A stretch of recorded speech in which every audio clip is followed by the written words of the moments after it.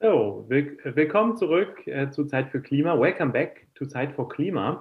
We'll continue in English once more, but please continue asking your questions using Slido, either in English or in German. We get them translated for you. We've learned a lot today about entrepreneurs starting new and sustainable companies, and we've learned a lot about investors looking for sustainable companies to invest in.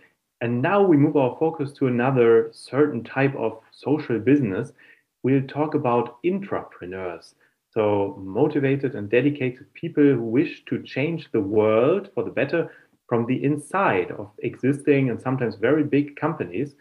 Companies that have been successful sometimes for a long time, which are sometimes worth billions of euros or dollars, and who have been pretty successful with a profit-driven approach, and now look for change as well, and feel the wish to take into account the impact on the world more than they did before.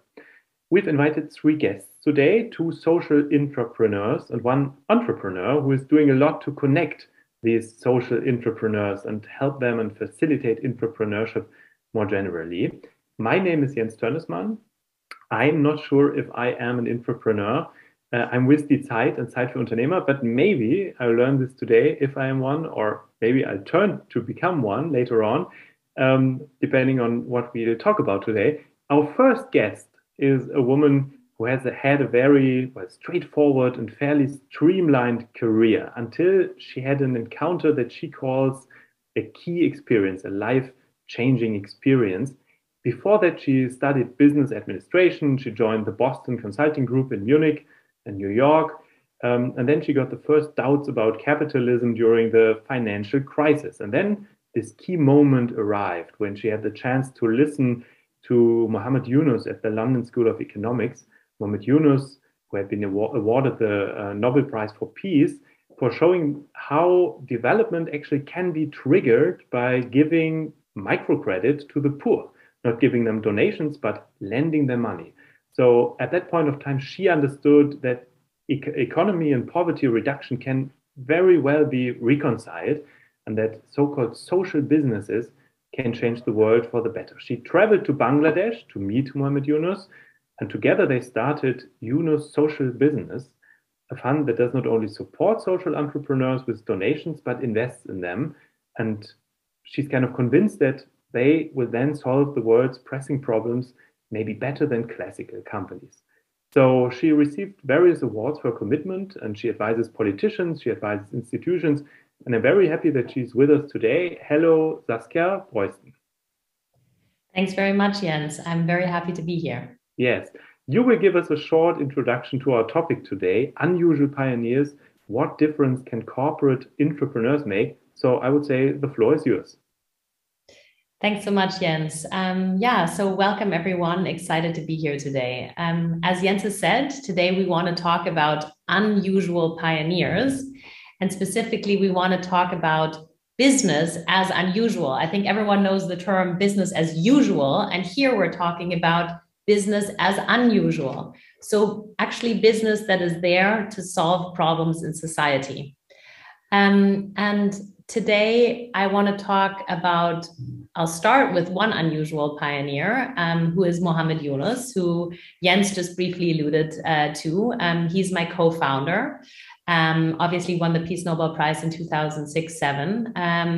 And he's unusual in the sense that he's a banker, but he decided to lend to the poor rather than lending to the rich, where other bankers lend to the rich. He also decided in a very unusual way to lend money to women in a Muslim country, and we're talking now in the 70s and 80s, where other banks would obviously only lend to men, and women wouldn't even touch money in the first place. And he's also an unusual pioneer because in some ways he's really defined a new type of business that is here to solve problems in society rather than create them. And this is what he already many years ago called social business. So to clarify what is a social business, I'll just start at the beginning. A social business is a company that is 100% focused on solving a social or environmental goal. So it's like any other business. It's a business. It generates revenue to cover its cost, But the driver is a different one than in the traditional business that we all know, which is to generate more profits for shareholders. Here, the goal of that business is to actually solve a real world problem. And I do not mean another photo sharing app. I mean an actual problem that could be access to healthcare, access to clean drinking water, access to affordable insurance. You'll hear about those amazing examples from Garance and Ruchika a little bit, my two co-panelists here today. So basically, over 12 years ago, as Jens has mentioned, I ran into Yunus and I thought, as a management consultant, I kind of knew a little bit about business, but I wanted to use this strong tool, this incredible force in society to do something better for the world. And we created Yunus Social Business back then together with the intention to take that model that Yunus had pioneered in Bangladesh also to other markets. Now, 10 years later, we have a portfolio of over 55 companies that we've actually invested into and that we've helped create. Those companies themselves have over 13 million clients that they've supported and helped have access to essential products or services. We have been able to create over 100,000 jobs or have been able to sustain them.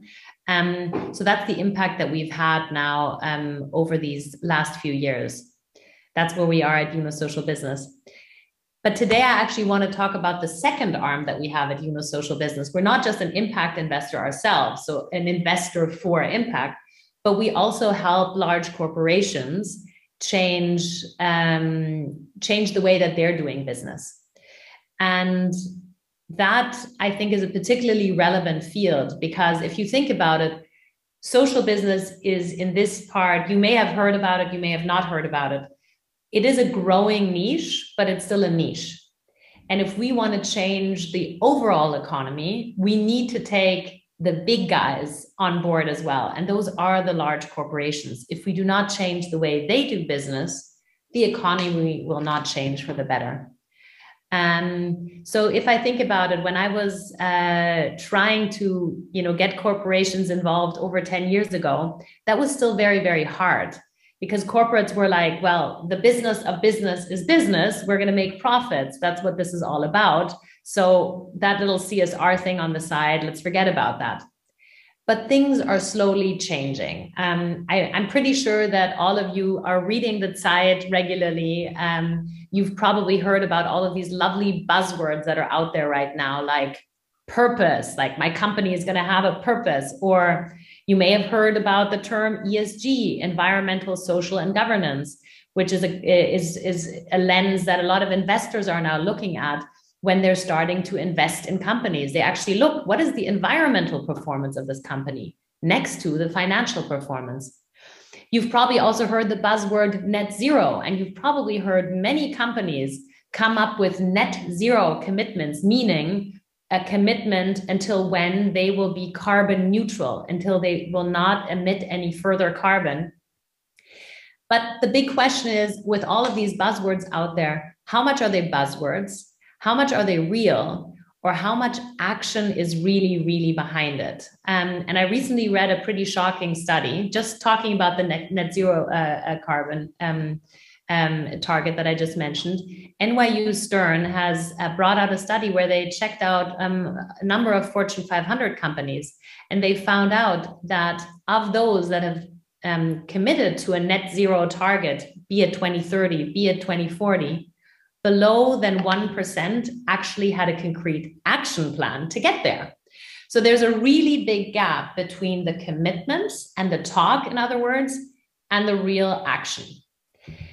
And that is exactly where I want to say that corporate social intrapreneurship can be one of those tools to bridge the gap between the big commitments that CEOs are now luckily using and coming up with and the real action that needs to take place on the ground.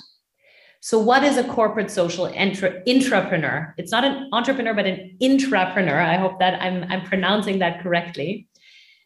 A corporate social intrapreneur is an entrepreneurial employee within the company that develops a profitable new product, service, or business model that solves a social or environmental problem. That's it. Basically, someone that acts as an entrepreneur for good within the company and uses the key core competences of that corporation.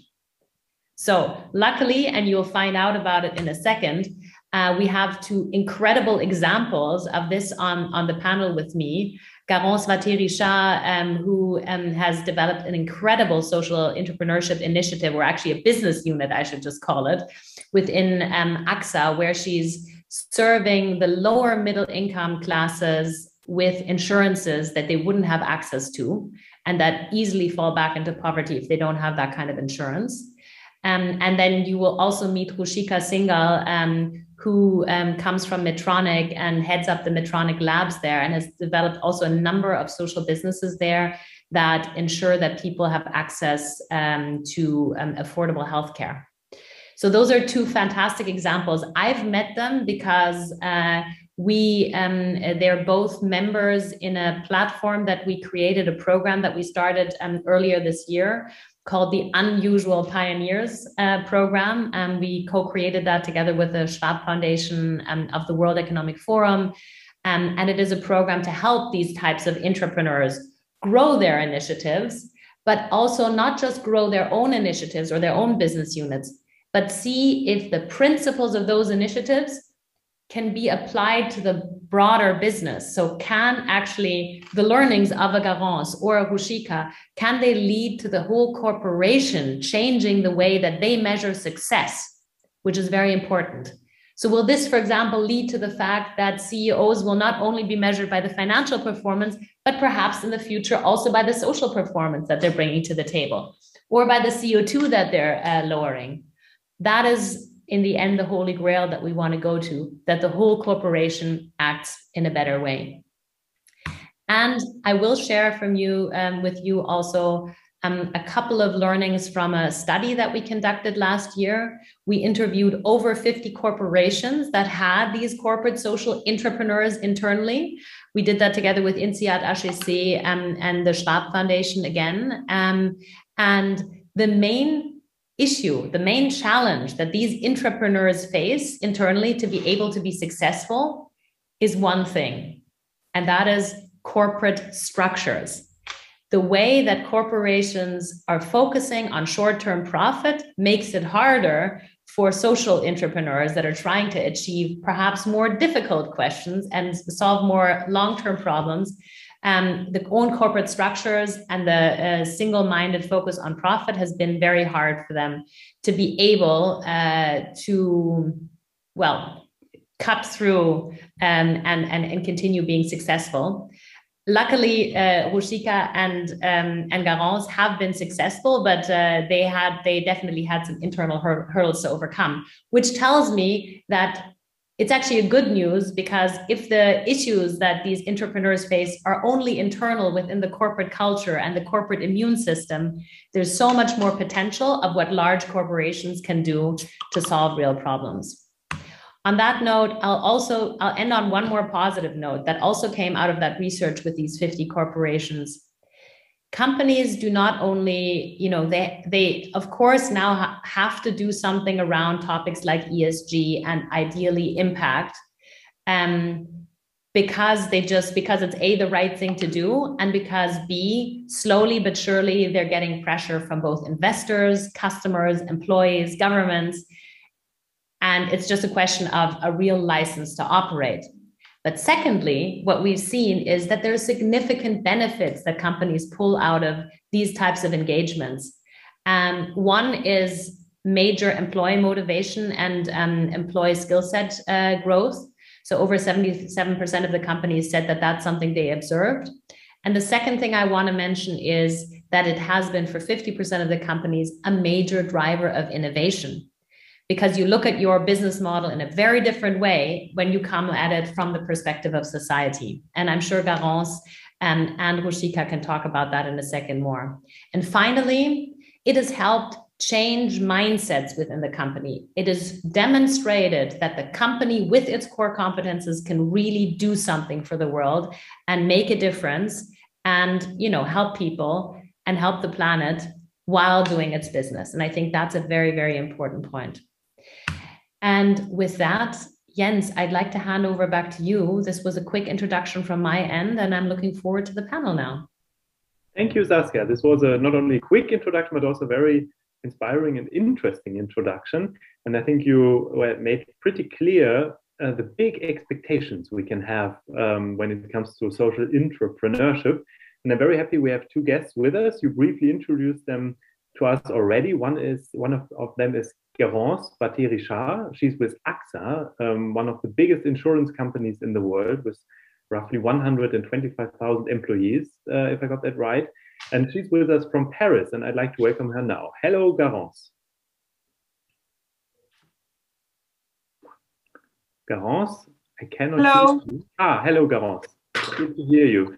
So Saskia already briefly told us what you are doing with AXA Emerging Customers, but maybe you can detail this a little more. What are you doing? What is AXA Emerging Customers doing? Whom are you addressing, and how are you, well, helping these people? Or what kind of products are you providing for them? Thank you, Jens, and thank you for having me today. It's quite wonderful, I have to say.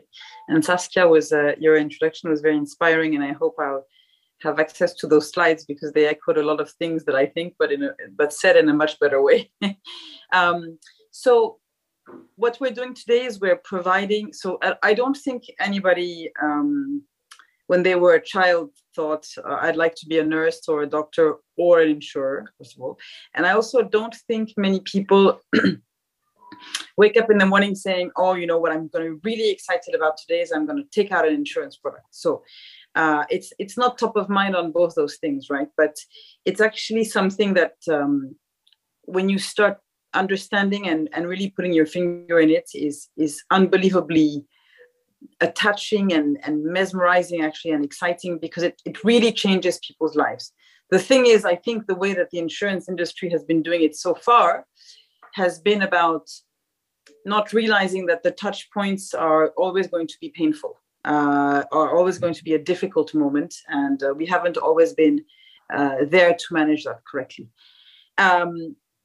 What we do within AXA Emerging Customers, which is exactly a social business as Saskia described it, is provide new products. So not products that we just took off the shelf and shrunk, not sort of adapted, more or less cheap or, you know, low-cost products, but really new types of products to address the low-income to mass market segments of mostly the emerging world, even though more and more the mature world.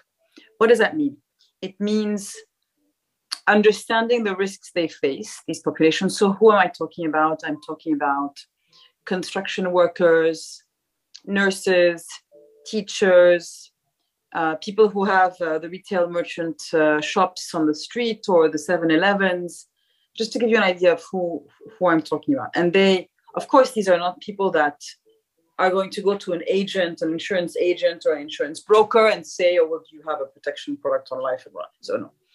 But nevertheless, they face the same types of risks, actually, that you and I do. It's not because revenue is lower that the nature of risk changes. It's just that they're used to managing it extremely informally, but managing it extremely well. They probably manage their risks better than we do, right? But it's much more expensive to manage risk informally than it is to take on insurance. And they say to you, fine, but then where do we get that insurance? Because there is no insurance that's either accessible, affordable to people like us, fundamentally. At best, they don't know about insurance. At worst, they don't trust it. So we've put together products that are extremely simple, that are, of course, affordable, that have very, very few exclusions. And the way we manage that is through volume, because it is a business, and that are adapted to a customer journey where it doesn't mean making these populations auto-entrepreneurs, heads of micro SMEs, migrants, smallholder farmers, gig economy workers, etc. I'm just trying to color those people we're trying to protect. that it enters their everyday lives. So it means going through brands they trust. So it means going through existing networks of 7-Eleven shops, of telcos, their mobile network operator, the e-wallet they use usually. That if they buy Unilever or P&G or Coca-Cola products, any brand that they trust and they know will deliver, we work with, not only to raise awareness of how they can better protect themselves, but also that we raise their trust, because these are household brands that are not going to abandon them or fail them. So we cover health risks.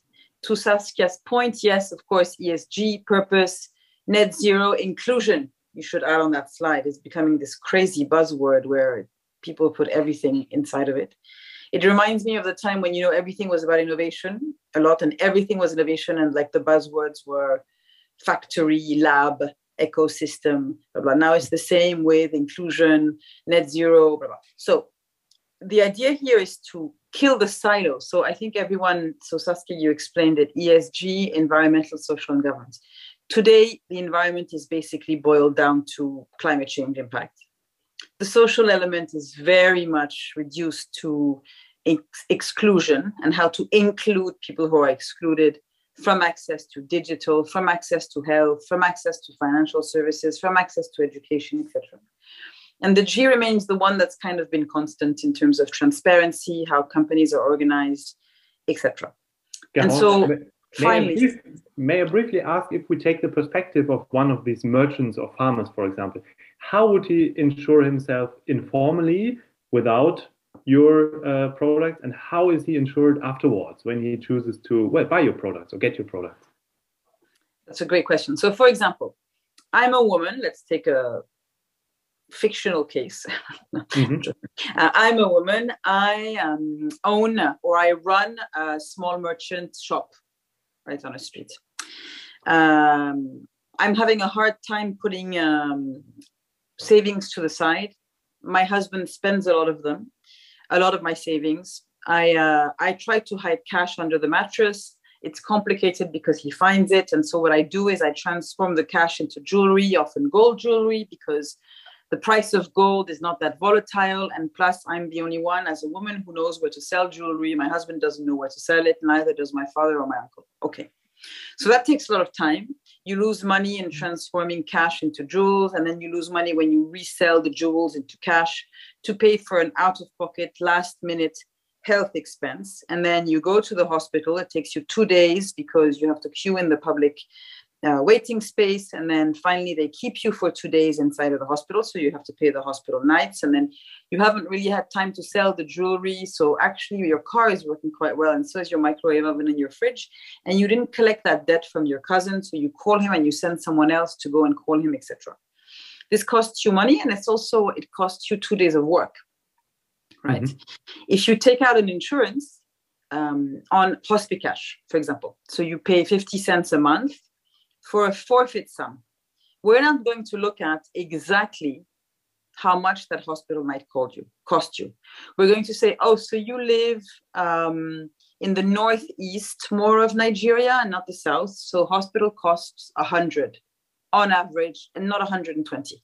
So we're going to cover you for 100 per night. All we have to see is how many nights you spent in the hospital.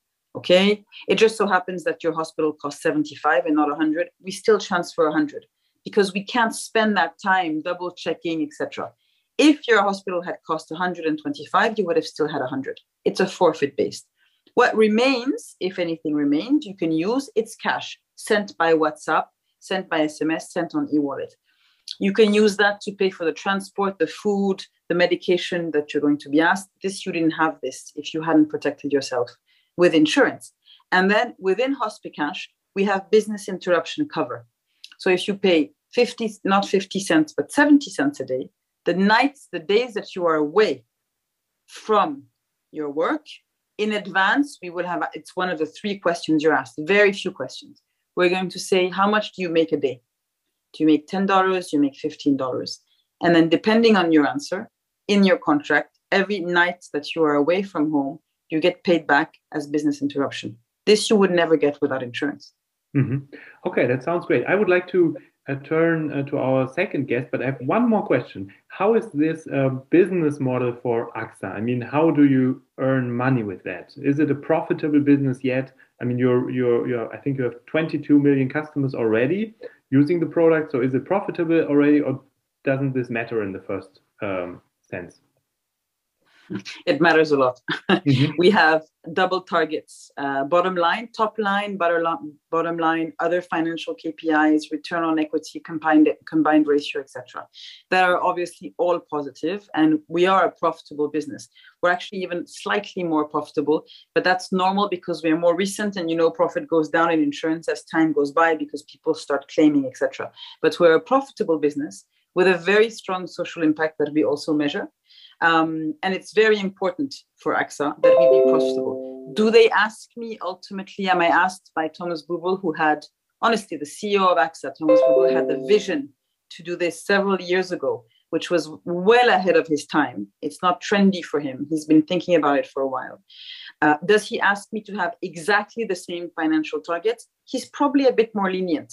Right. Mm-hmm. To Saskia's point, even if my profitability is not 5%, but 4%, whatever the number is, that 1% difference, he believes we're creating it to add social impact, create employee retention, employee attraction, brand equity, purpose, etc. So for him, it's a win-win situation. Mm-hmm. Okay. Well, thanks for the moment. Our other guest, our other intrapreneur who is with us today is Ruchika Singhal, already introduced by Saskia as well. She is the fearless leader and creator of Medtronic Labs. She's with Medtronic, which is a big, the biggest medical device company in the world with roughly 100,000 employees. And Ruchika, I would like to ask you, what is Medtronic Labs about? Can you give us a concrete example of what you're doing in a social business sense? Absolutely. Thanks, Jens, and thanks, Saskia. Garance, your story is very inspiring. I'm trying to follow in your footsteps too. And of course, Professor Yunus. My name is Ruchika, and what do we do at Medtronic Labs? So Medtronic Labs was really the vision of our former CEO and current CEO. We've been at it for about a decade, and it was really the challenge that was presented to us as we're the largest global healthcare technology company, and we're a very mission-driven corporation, always have been. Our mission was written more than 50 years ago by the founder, and it's still true today, and we still follow that. And really the challenge they had posed to us was, what can we do for underserved patients around the world? How can we expand access to healthcare and do it in a sustainable and scalable way? We develop a lot of technologies in Medtronic that, often do not reach beyond the top, 1 billion of the world's population. And really our challenge was to figure out what is needed to expand access for everyone else. So that was really the vision and sort of the inspiration behind Medtronic Labs. So what we do, we've been through a few iterations over the past decade in terms of models and how to do these things in a large corporation. But our mission is to expand access to healthcare, and we really look at how do you use technology powered healthcare delivery models. So we design and implement those. Technology is a huge enabler. And with the explosion of technology over the last 20 years, a lot of things have become possible that just weren't possible before. So that, when I say technology, I mean digital technologies, smartphones, solutions on tablets, point of care diagnostics. So, we're all familiar, I'm assuming this audience, with Apple Watch, it can measure your blood pressure and things like that. And as we look at these diagnostic devices that are low cost, that can be used in rural settings, how do you connect those with digital applications so that you don't have to go to a doctor, right? So how do a person living in a village, like a 5-hour walk from the closest medical facility, how can they get care for what their conditions are? So that's what we do in a very micro sense, I suppose, where we design these models and figure out how to expand access to care and make it scalable and sustainable. Yeah, but so let's again try to take the perspective of one of your customers or patients who you're caring of. How would he experience your services, or he or she? What would she feel? What kind of healthcare would she get she didn't get before? Yeah, so we focus a lot on what are called non-communicable diseases. So things like high blood pressure and diabetes, which are really chronic conditions. Like these are not things that you get cured from. It's a lifestyle-esque disease, but it's become incredibly prevalent for even people living in the lower socioeconomic strata around the world. So we do a lot of work right now in Kenya, Ghana, and India with hypertension, high blood pressure, and diabetes management.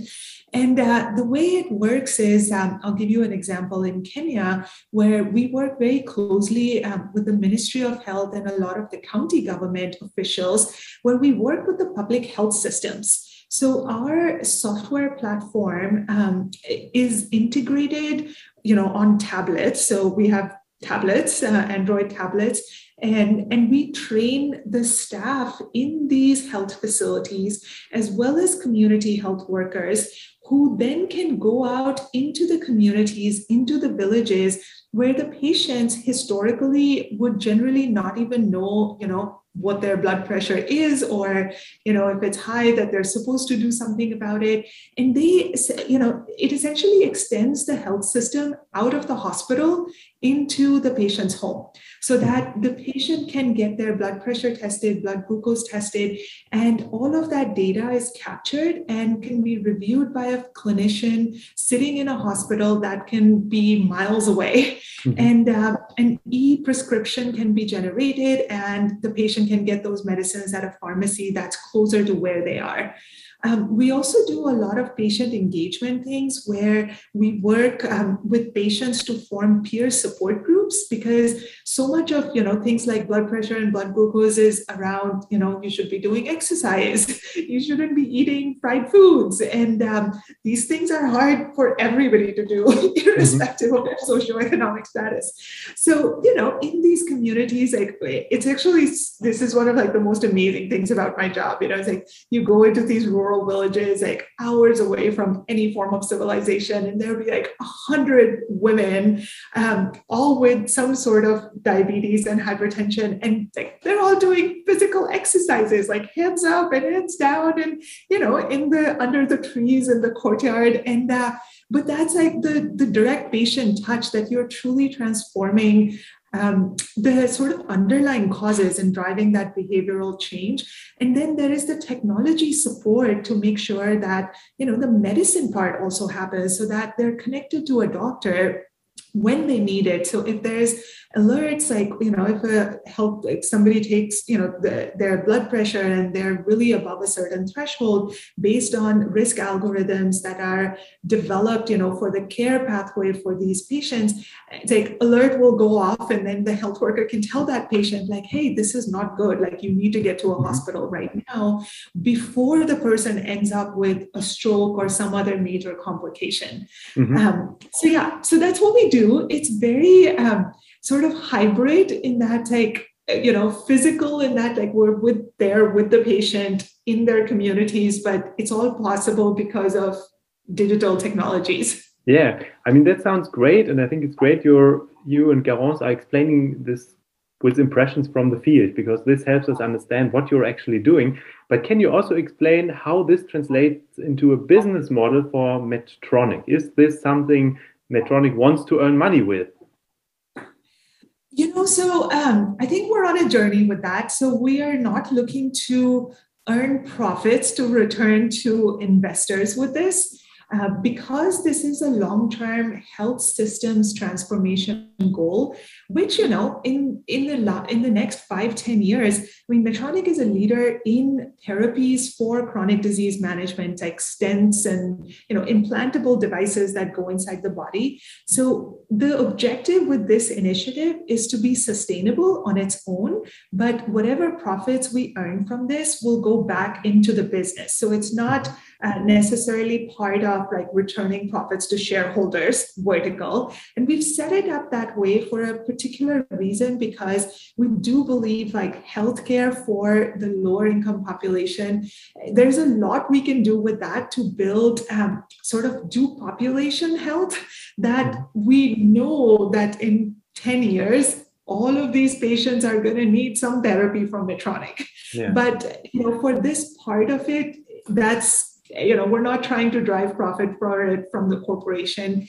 think the other benefit of that is also, health is complicated, and it takes a long time to experiment and innovate with models like this.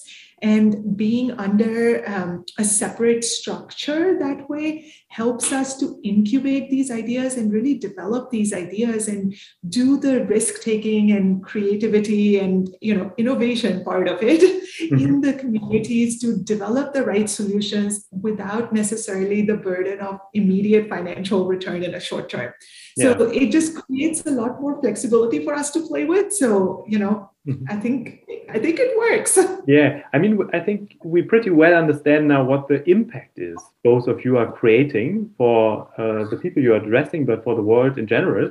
I would like to turn the focus to the challenges and maybe the obstacles you are facing. Saskia, what do we know about the typical obstacles that entrepreneurs are facing when they want to bring change into their companies?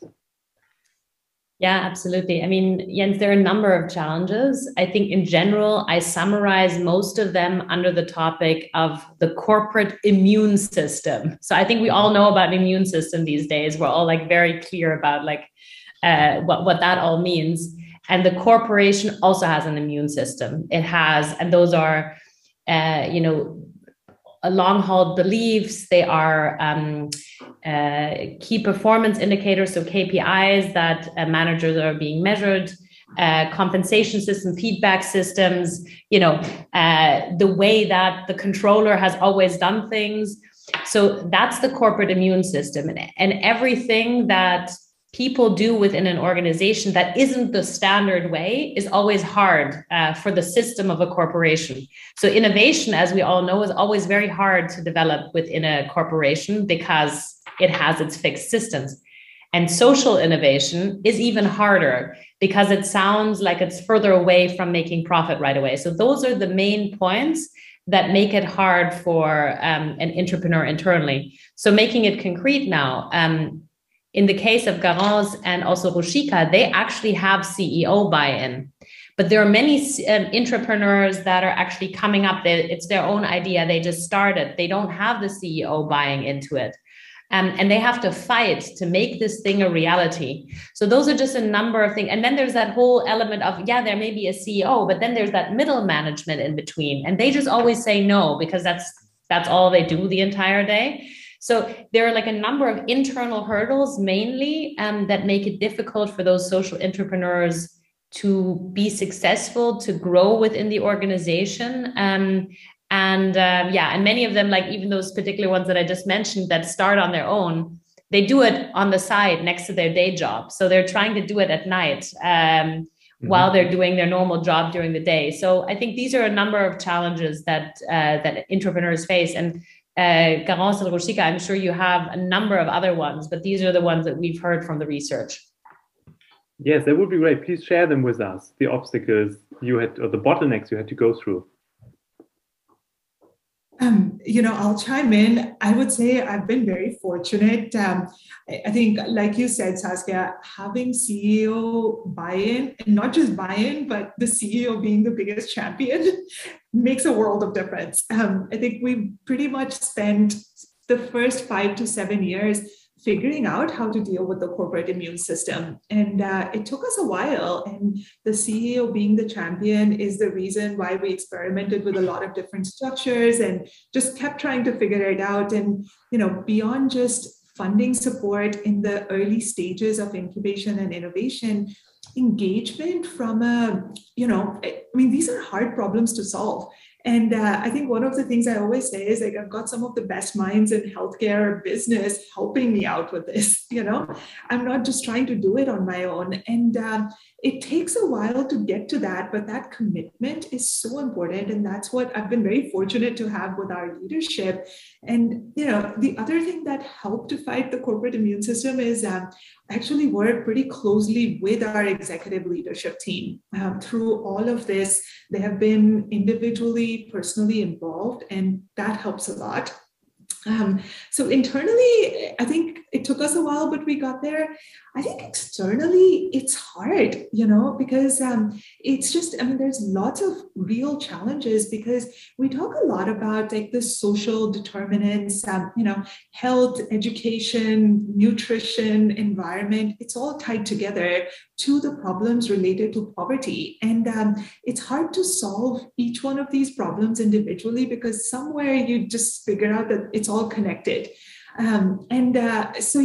Just the problem itself is fairly complex to solve, and at least to be able to have the luxury to focus on solving the external problem is great. Otherwise, you spend so much of your energy dealing with internal problems.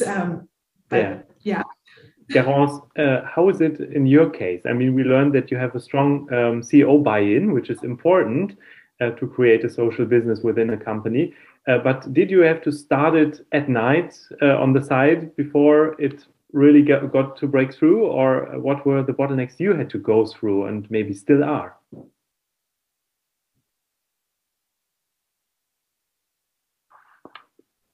Garance, I think we can't hear you right now. Now Why would I not do that again? I'm sorry, I was trying. So I was just picturing myself at night with all my children and all this stuff and working on top of it. It made me laugh. But no, so I think it's somewhere in between in the sense that there was CEO buy-in, but then it was like, he can't spend that much time on it. So, and the idea is not to go to the CEO every time you have a problem. So it's both CEO buy-in and still at night, but maybe in the hours before midnight and not in the thick of the night, if we can make a difference. So it's more, a lot of the decisions I made, I didn't ask for permission.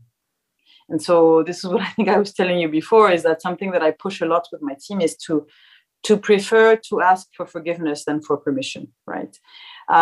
So they of course use that way too much and keep coming to see me saying, sorry, we did this and we didn't ask you. Okay, it's my fault because I told them that. But it means that we are not rejected by the immune system because we're not trying to enter it 100%. We're only flirting with it. So, for example, sometimes we launched pilots. Of course, it's informed risk taking, right? But we launched pilots, but that wouldn't have moved the needle anyway for AXA if it had gone completely wrong. And from the moment you really are careful about everything linked to data privacy and not hurting clients, once that is ticked, there are lots of other things you can try and innovate for. So again, it's the IT systems, we used our own IT just on the side before going into the crazy processes of procurement and selections and, the big technical unit of AXA. I think that it is about asking for forgiveness and not permission. Mm-hmm. It is about, and I forgot her name, but the person that's on the panel with me, I'm very bad at names. I loved what she had Ruchika. Especially when she talked about talents, right? I think one of the huge advantages of entrepreneurship, and I don't think there's really entrepreneurship or that it's coined as such that isn't social. Because when there's a new idea inside a company, then it's innovation. And when it becomes social, then it's entrepreneurship. Mm-hmm. I haven't found any examples where we consider people to be entrepreneurs really when there isn't a social angle. If not, they're considered to be visionaries or innovators. They add a new element to the business, they enter new markets, but they're not perceived really as being entrepreneurs. And so one of the advantages of social entrepreneurship or entrepreneurship is that you attract unbelievable talents. Right, I think the younger generation accords so much importance to this area that actually you don't have to fight to find the right people, even inside the company. Mm-hmm. Because obviously you're an entrepreneur. In the beginning, you're not allowed to recruit outside, right? But that's really okay because all the best minds come to you. And because, my team, I'm going to be honest, each one individually 10 times smarter than me, 10 times. And so they are going to help you to create something of such quality that they are going to create trust. The other thing that I have to say that I have a tendency of exploiting in a manipulative, Machiavellic way is that it's very difficult for anyone in a company to say to you, oh, no, I'm not going to support your social initiative because, I don't care about helping other people. Some people can think that, but it's very difficult for people to say it out loud. So when you go and see people, the danger is not understanding the difference between people who are saying yes because they believe in you, or yes because on the face of it, they can't say anything else, but they don't really care. But there where we all, as entrepreneurs, I think have to be a bit sneaky, is we say to everyone, but you said yes, let me write the minutes. We've confirmed this. And then it's a way of bringing people on board and the famous change of mindset, etc. But in the beginning, it's a little bit about using forceps, not with everyone, but just in the beginning. And I'm sure a lot of people have had that sly approach, but then people usually come around, right? It's not always at the same speeds. Yeah, I think that's interesting that you mentioned it's more important to, move things and ask for permission, for forgiveness later, not for permission before. And this is kind of bulldozery, as you described it on another situation. And I saw that Ruchika, on your LinkedIn profile, one of your colleagues said you're a fast-paced, take-charge person. So I would like to ask you, Saskia, which kind of characteristics connect social intrapreneurs? How is their character? How do they behave? And does this exclude some people from becoming one? I think there's one characteristic that holds them all together, which is this element of keep on going. No matter what, just keep on going. So tenacity, or whatever is the beautiful fancy word, but not giving up against all odds, because the beginning is going to be definitely hard.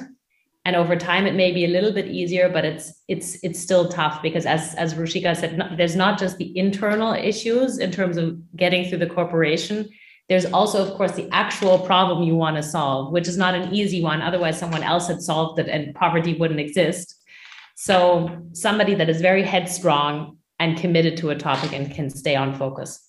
And how difficult is it, on one hand, to float with the immune system? So go with the company on one hand, but on the other hand, protect your project without becoming, some kind of island. Is that question for me, Jens? Yes, if you like, but we can turn it to the other two later. Sure. Very briefly, I think that is really the holy grail. And as you can see, Garance and Ruchika have both taken slightly different routes. Garance is more integrated into the company, and Ruchika's approach is slightly more ring-fenced, so a little bit more, let's say, in a separate compartment while still leveraging the core business. So it's always a little bit of a trade-off that you're going to have to decide in your own company, in your own setting, what is the best one to, on the one hand, protect the social mission, but on the other hand, be able to leverage the core competences in the core business. So it's something that everyone is going to have to define for them individually what works best. But it's very important to ensure both sides are taken care of. Yeah. So if we think about it more practically, and we think about all the people outside who maybe, would like to become an intrapreneur, how to start and when is the right time to approach your boss and tell him what you're up to? You've told us that it's very important to have a CEO buy-in, so to align or to find an ally in the top floor. So when is the right moment to do that? Should you build a team first? Should you work at night first? Or should you go to the boss right directly? So if he's in favor, it helps you. And if he's not, just let it be. Also here, the answer will be a little bit boring. It depends, because it depends on the type of innovation environment that you have within a company. There are a number of companies that have a fantastic innovation environment already, where it's easy to make suggestions and where there are actually internal accelerator programs or idea labs or I don't know what, innovation units that are actually meant to do exactly these kinds of things. Some companies, for example, SAP has something called the 1 Billion Lives program, where each year employees can come up with an idea that solves, for example, a climate change or a social issue and build a business unit and get some funding from SAP. So in some companies that exists. In other companies, you're going to have to do that late at night, fighting against the boss approach. So I cannot tell you that answer, and it will also depend on your immediate boss and what relationship you have to that person, and in how far they may themselves care about these topics or themselves looking for some kind of a purpose. So I think we always have to appeal, and we have to use that in the Machiavellian way that Garance has just said, also appeal to the humans that are in the corporation rather than the corporation as a system, because that's how you can get them. When you talk to them as humans to actually solve social problems, it's going to be much more easy than to them as the system, as a representative of the system. I think, Garance, you said in the beginning that it's very important to measure success. So I would like to know, how do you actually measure your impact? Because on one hand, of course, addressing 22 million people with insurance products is great. But if you see all the millions that are still underserved, this, of course, is only a very small fraction of that. So how do you measure your impact? Is it only the number of customers? Is it the money earned? Or what kind of other figures do you take into account when you look at your impact, very concretely speaking? This is for me? Yes, maybe for both of you, but you please go ahead. So that's a great question. So there is obviously a number of people. That's the number one KPI. People who before did not have insurance or did not have access to teleconsultation that do. That's one. Then the level underneath is amount of claims paid. So the amount of money that's paid out to people by segment, by age, by status. When I mean by status, is by occupation. So depending on the status, we can then weight it, because someone who's a migrant, it will have a much stronger social impact than someone, it's a small weighting, but that's someone who is of another socioeconomic category from a status point of view. So that we look at. And then we go project by project. And depending on the country and also depending on the distribution partner, so, is it a remittance company? Is it a factory? Is it a telco? Is it an e-wallet? Is it an MFI? We are going to attribute different weights to different KPIs per distribution. And to be honest, I think something that's missing a lot is two things. One, in the systems that exist today, the Gini system, the IRIS system, etc., it's very social measurement impact systems. They're very skewed towards investments, the impact of asset management, the impact of asset owners. So we've tried to take out the elements that could help, but they're not very adapted to insurance. And then there are other impact measurements that are out there, but it's for banking. So I think insurance is the poor cousin. What I really believe is missing, and to me, it's one of the reasons that slowed a lot of cooperation and collaboration on climate, was that the key players in the climate sphere didn't have a common KPI standard comparable measurement. And therefore they felt like they could multiply this and apply that, and it didn't really matter because their competitors weren't using it using the same reference. And it slowed things down in terms of initiatives being taken. And what I'm trying to do right now is I'm trying to get AXA to come up to communicate, because we have an internal tool. And what we're looking to do is to make this internal tool external, that it would be rubber stamped AXA, of course, but it would be open knowledge.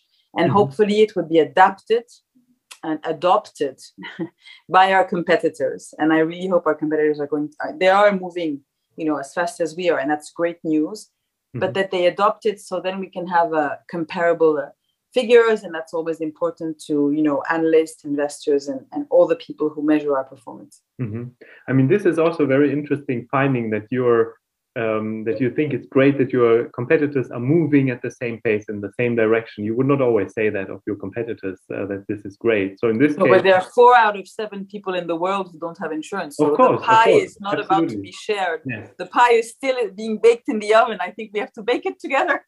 Yes, absolutely. But you would maybe think differently when it comes to your customers in Europe. You would be more in favor of your competitors were maybe losing a bit of? No, well, actually, no, in the sense, well, for traditional, but for example, we're looking to develop inclusion across 6 main European countries, and we're looking to push to start speaking with our competitors in Europe to see if they can do the same in their home countries. I see. Okay. So maybe, Ruchika, how would you or how do you measure your impact? How do you do that? I think similar to you, Garance, we have a lot of levels of measures as well. So we've defined all of that, starting with number of people screened, enrolled into our programs, diagnosed and enrolled. And then for outcomes, we actually define clinically measurable outcomes for improvement. So, for high blood pressure, for example, if you're uncontrolled, there is clinical measurements around how much blood pressure drop actually equates to reduction in cardiovascular risk and things like that. So we track the number of people who get, clinically meaningful reductions in like their blood pressure and blood glucose, and then at different levels of severity of the disease. So that's what we track. We've got lots of these sub-measures that are defined based on standard accepted clinical measures. That's probably the most easily quantifiable part of it. I think the other part that comes up is because we work with community health workers, and there's a big part of strengthening the health system, and we do a lot of training for physicians as well as sort of auxiliary healthcare staff. We just track the number of people trained right now, but we're continuing to refine our measures around that. Like, what does training mean, and what level of training, and how do you quantify the improvement in health systems? It's an ongoing journey. Okay. Well, thank you for being with us and taking us on this journey. I would like to hand over to Saskia for the end. It was very interesting when you said how Mohammed Yunus changed your perspective and changed your life. And I think talking to social entrepreneurs like you, Ruchika, and Garance could be inspiring in the same way. But obviously, many social entrepreneurs at some point in time maybe think about giving up because things are complicated. Not everything works as you hope it will work. Saskia, what would your advice be in such a situation when you think about giving up? How to stay strong, how to continue and move away from the obstacles and get going? I think that's where this wonderful buzzword of the purpose, the reason why you're doing all of this, comes into play. If you remind yourself that while you're fighting against the corporate immune system or whatever other problems you're fighting against, you're actually really solving a major problem, be it poverty, be it, unemployment, be it immigration, whatever it is, you're actually really trying to really move the needle. And I think keeping that in mind keeps the motivation up. It's at least the thing that has been driving me for the last 12 years and never giving up, despite the fact that I can tell you 12 years ago was really hard because really everyone thought like business and social has nothing to do with each other, and just staying on ball and keep on going, which is the same mantra that I just have identified in general for social entrepreneurs. Great. Well, thanks a lot, Saskia. Thanks a lot, Ruchika. Thanks a lot, Garance, for being with us today.